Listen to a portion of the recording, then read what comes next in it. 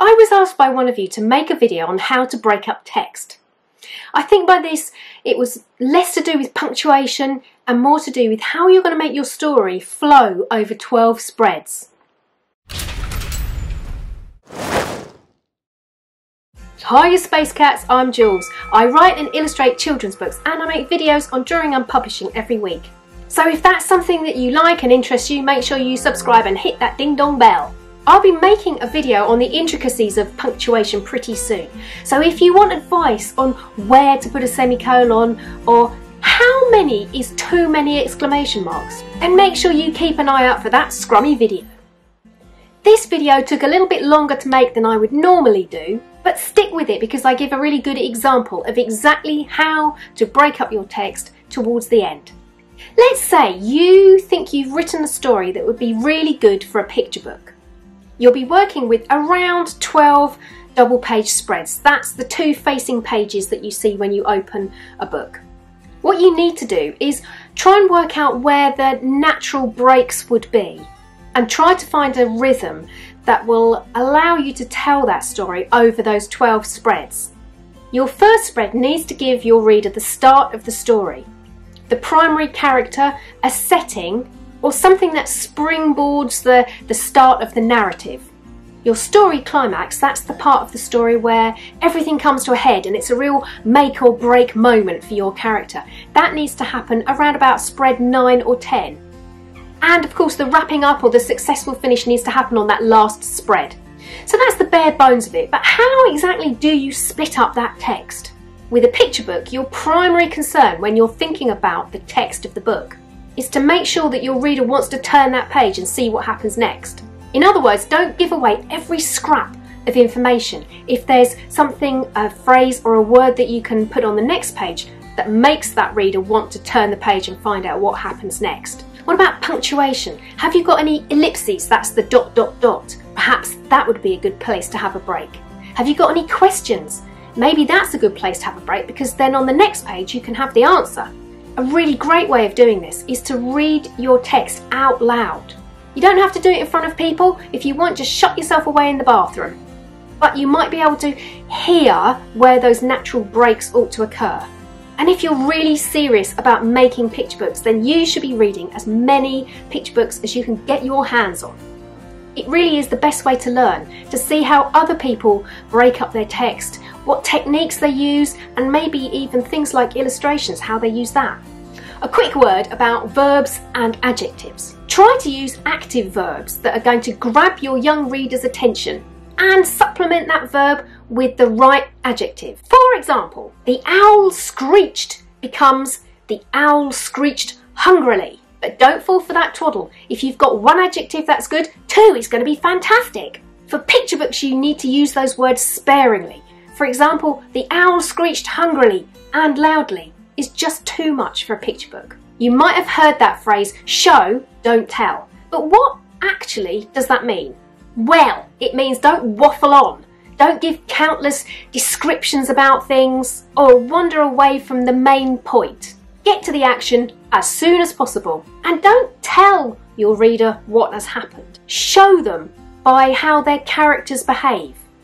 You can use dialogue or actions and reactions to show what is happening in the story. Dave did this, then Dave did that is so boring. Your reader will fall asleep snoring loudly and for a long time.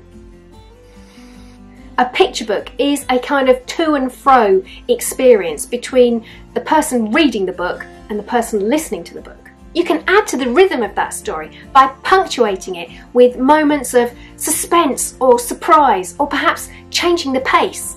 By way of example, let's have a look at a version of Little Red Riding Hood that I wrote. So this is Little Red Riding Hood, just written out as if you were going to read it on a page.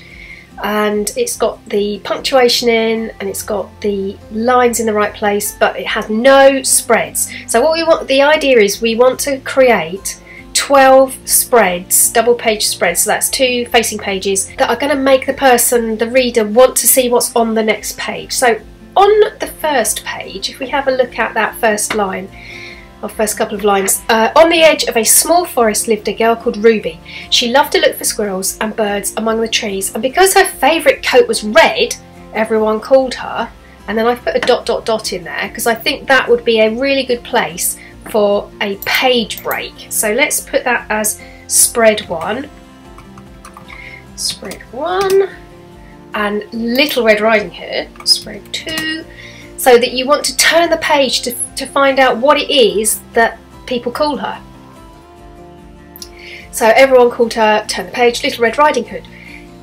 Let's put a line break there. Grandma is poorly, darling, said Mother one day. Would you be a dear, let's lose that line break there, so it goes back. Would you be a dear and take this hot soup and scones to her? In a flash, Ruby pulled on her coat, delighted to be asked to do such a grown-up thing. Now that would be a good place to have a break. Let's call that spread 3.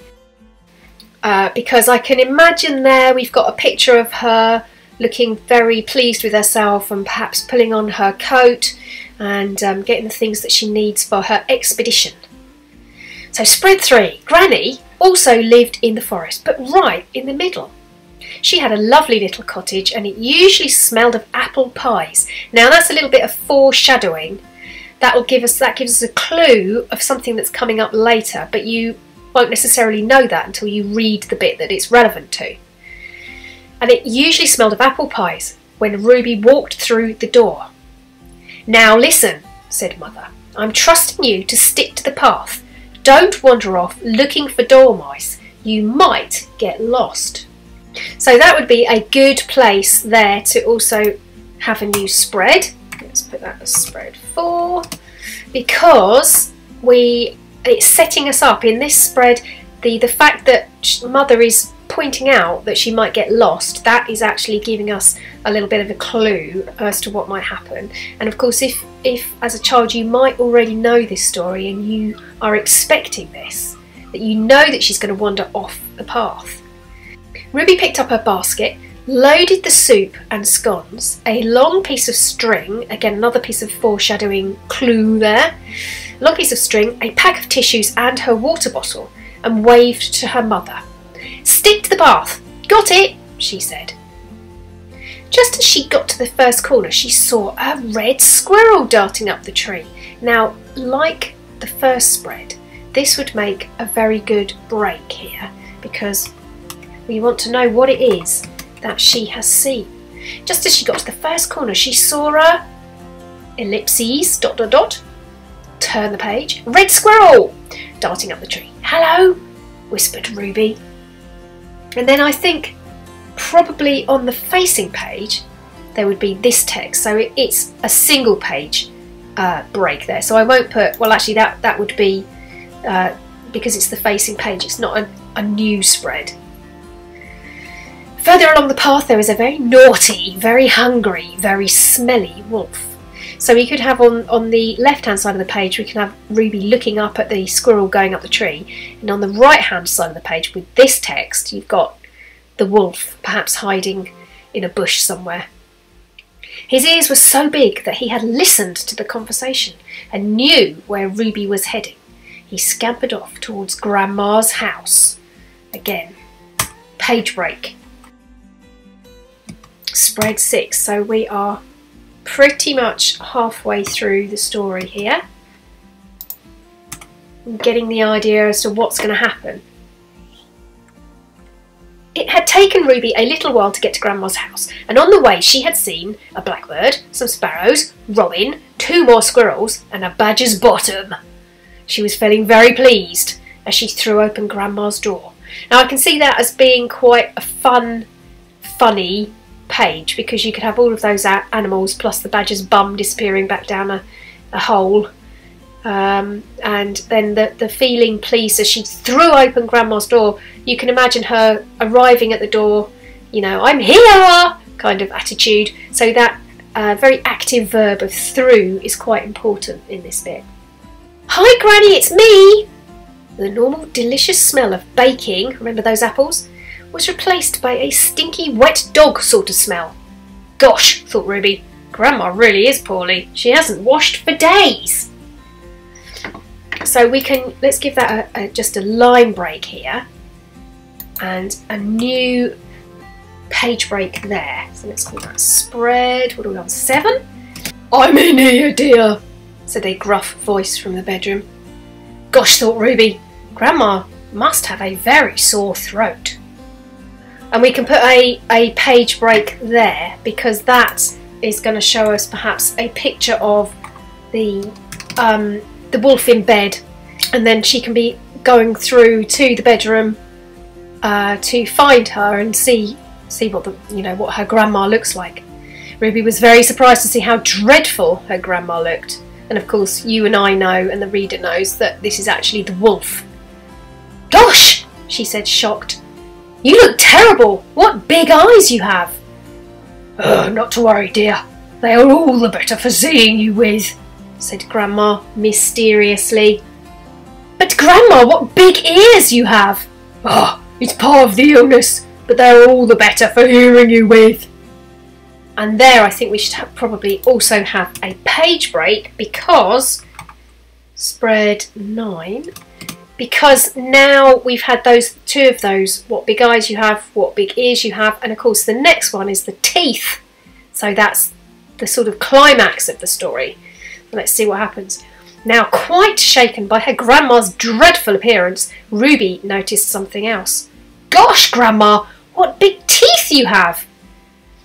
At this point, the wolf leapt up and shrieked in his normal voice, "All the better for eating you with!" And there we must have a page break.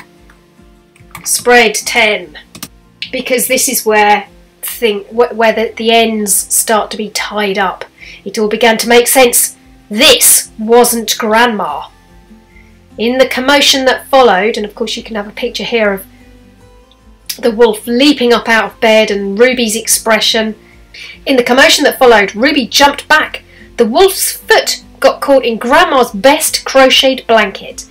The more he tried to unravel himself, the more trapped he became. And this is all a bit of change of pace as well, isn't it, between spread 9 and spread 10. Quick as a flash, Ruby whipped out her long piece of string and tied him into the blanket. Then she donked him on the head with her water bottle for good measure. And there ought to be a page break there, because of the action that we've just had. Spread 11. "Where's my Grandma?" demanded Ruby. "I'm in here, dear," came a muffled voice from the cupboard. Behind the door was Grandma, no worse for her adventure. "I'm so sorry," moaned the wolf. "I was just so hungry. There's not much to eat in the forest." Okay, so we know that Grandma and that little Red are going to be okay, but what is going to happen to the naughty wolf? Grandma, being the kind person that she was, forgave the wolf for locking her up. She told him, once he'd had a shower and made himself presentable, he could come and sit at the table to share the soup and scones. And Ruby, being the animal lover that she was, didn't mind. So long, that is, that he didn't try to eat either of them ever again.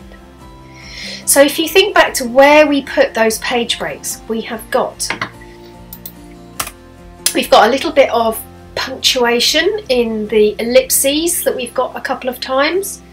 We've got a bit of dialogue that also, and sort of things, surprising things happening. So like with being asked to do a grown-up thing. A bit of dialogue with what Mother says, and then more surprises, because when she gets to the corner, what does she see? And a bit further down, let's go. And then things that, again, sort of surprising, that Grandma doesn't sound like Grandma. And then, you know, she doesn't really look like Grandma. So all of these things make you want to turn the page, but it also helps the fact that it's a story that many children know. That they know what's going to happen anyway, so they want to find it and read along with you, because although they can't actually read the words at the moment, they can read the pictures and read the story that they know. And then of course right down at the bottom here we've got the climax of the story of here in sort of spread 9, spread 10, where the wolf is just about to eat Ruby, but gets caught in the crocheted blanket. Yay for crochet! And then of course when at the end, the last 2 spreads, those last 4 pages are where everything is resolved, all the little loose ends are tied up, and we know that all 3 of them are going to be okay. If you've made it this far, you deserve a sticker, and hopefully that will help you a little bit with your writing.